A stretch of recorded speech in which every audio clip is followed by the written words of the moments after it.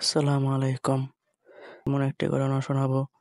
আশা করি আপনারা সেই ঘটনাটি শুনে অনেক উপকৃত হতে পারেন। ঘটনাটি হলো এক নির্জন বাস বেছে নিলাম। তাহলে চলেন ঘটনাটি শুরু করি। কয়েকজন পর্যটক একত্রিত হয়ে দেশ ভ্রমণ করতে বের হলো। কবি শেখ সাদী রহমতুল্লাহ আলাইহি বলেন, আমিও তাদের সাথে সাথী হতে ইচ্ছে করলাম এবং তাদের সুখ দুঃখের সাথে অংশীদার থাকতে ইচ্ছা প্রকাশ করলাম। কিন্তু তারা আমাকে সাথে নিতে রাজি হলো না। আমি বললাম, এটা বুজুর্গ লোকদের চরিত্র বিরুদ্ধ কাজ যে দরবেশদের সাথী হওয়া থেকে বেড়ে থাকবে এবং তাদের সংস্পর্শ থেকে অপহৃত হবে না। আমি নিজে জানি না যে আমাদের মধ্যে কি পরিমাণ দরবেশদের খেদমত করার ইচ্ছা আছে। আমি সবসময় তাদের সেবা দিতে পারবো এবং খুশি রাখতে পারবো। তাদের অন্তরের বোঝা বা অখুশির কারণ হব না।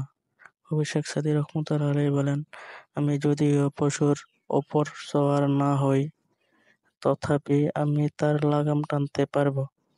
তখন তাদের মধ্য থেকে একজন বলে উঠল, তুমি যা শুনেছ তাতে মনঃক্ষুণ্ণ হইও না, কেননা বর্তমান কালে অনেক চোর দরবেশদের পোশাক ধারণ করে আমাদের সাথে মিলিত হয়।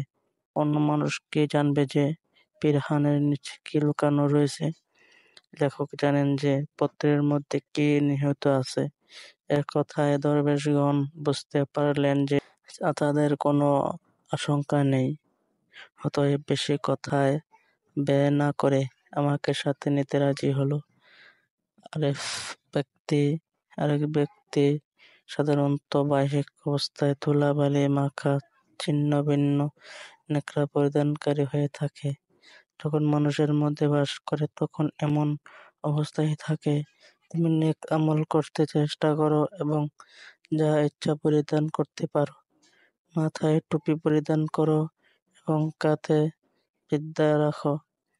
দুনিয়ার আশা আকাঙ্ক্ষা ও লোভ লালসা ত্যাগ করো। দরবেশদের জামা ত্যাগ করা উচিত না, তা যথেষ্ট মনে করা উচিত। মোটা পশমি পোশাকে থাকতে হবে। মুখান্নাসকে যুদ্ধের পোশাক পরিধান করালে কি লাভ হবে? কবি শেখ সাদী রহমতুল্লাহ আলাইহি বলেন, একদা রাত পর্যন্ত চলে শেষে একটি দুর্গের নিচে আরাম করছিলাম। এমন সময় এক হতভাগা চোর এসে এক দোস্তের কেতলি নিয়ে রওনা হলো এবং বলল, পায়খানা করে ফিরে আসি। দরবেশদের দৃষ্টির অগোচরে সে এক কুটিরের মধ্যে গিয়ে প্রবেশ করলো। সেখানে গিয়ে একটি ঘটি চুরি করলো এবং রাতের আঁধার থাকতেই অনেক দূর পর্যন্ত পালিয়ে গেল। নিদর্শী বন্ধুরা আমার সকাল পর্যন্ত শুয়ে রইল। ভোর হতেই কুটির মালিকেরা সকলকে ধরে নিয়ে বেদম প্রহার করল এবং বন্দী করে রাখল। কবি আল্লামা শেখ সাদী রহমতুল্লাহ আলাইহি বলেন, ওই দিন থেকে আমি লোকের সঙ্গ ত্যাগ করলাম এবং নির্জন বাস বেছে নিলাম। একাকী থাকলেই শান্তিতে থাকা যায়।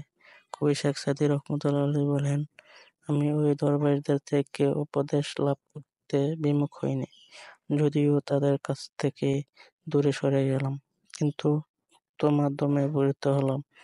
আমার সারা জীবনের জন্য তা উপকারে আসবে।